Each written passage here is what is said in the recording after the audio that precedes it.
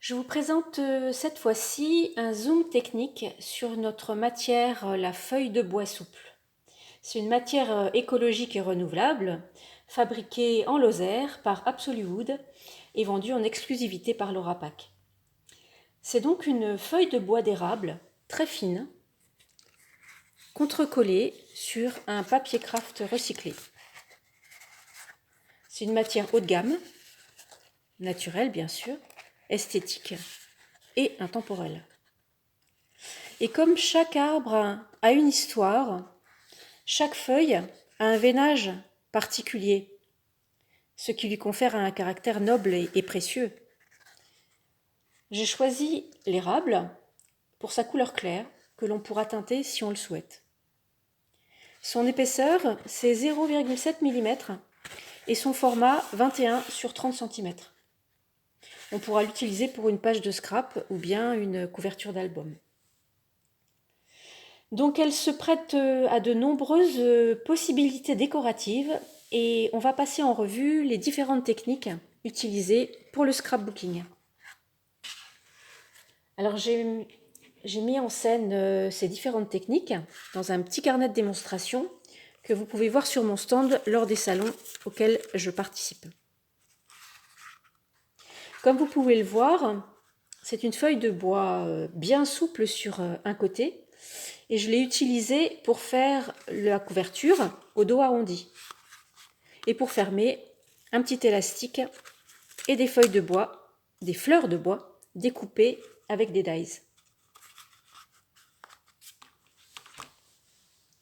Alors on peut découper cette feuille de bois avec des ciseaux, un cutter ou le massicot.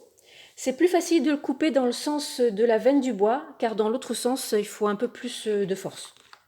On peut la percer avec la cropadile ou les machines de type Bindy Tool pour la reliure. En ce qui concerne la découpe avec les dies, vous pouvez utiliser les Bix de 6X.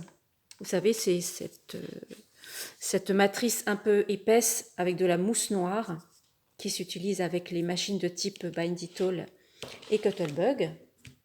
Ça fait des découpes impeccables. On peut aussi utiliser les dies fins, comme celui-ci. Ça correspond à ma petite étoile qui est là.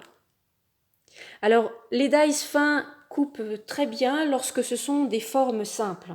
Si vous avez des formes complexes, malheureusement, ça va se déchirer à cause de la veine du bois. Alors, on peut faire de l'embossage à froid ou le gaufrage, c'est très beau, pour lui donner différentes textures. Donc là, vous voyez, on a fait plusieurs essais et c'est toujours très joli de rajouter un peu de texture sur cette matière veinée. Ici, on a utilisé le pochoir avec de la pâte de texture 3D. Alors ici, c'est plusieurs techniques mélangées. Il y a de la peinture paillette que j'ai mis à l'intérieur d'un classeur de gaufrage et ensuite, lors de l'embossage, tout s'est imprimé en même temps, le relief et la couleur. En plus, j'ai rajouté quelques petites étoiles blanches avec un pochoir et de la pâte de texture 3D. Alors la feuille de bois, c'est une matière poreuse et on peut utiliser des peintures et des encres à eau aussi bien qu'à alcool. Ici, c'est de la peinture acrylique apposée avec la gel presse et un tampon caoutchouc Artprint. Là, le fond de page est fait avec de la Distress Oxide et un tampon Artprint et la petite poupée à l'encre Stazone, qui est donc une encre à alcool. Donc on retrouve la petite poupée avec l'encre Versafine et elle a été colorisée avec les Neocolor. De ce côté, c'est de l'encre acrylique Easing Dye et un tampon qui ont été utilisés.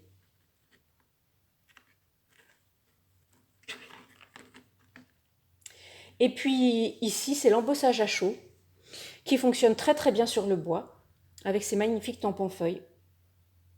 Donc vous voyez, on peut faire des belles choses avec cette feuille de bois souple. On l'a utilisé à plusieurs reprises sur des couvertures d'albums que vous trouverez en kit dans notre boutique.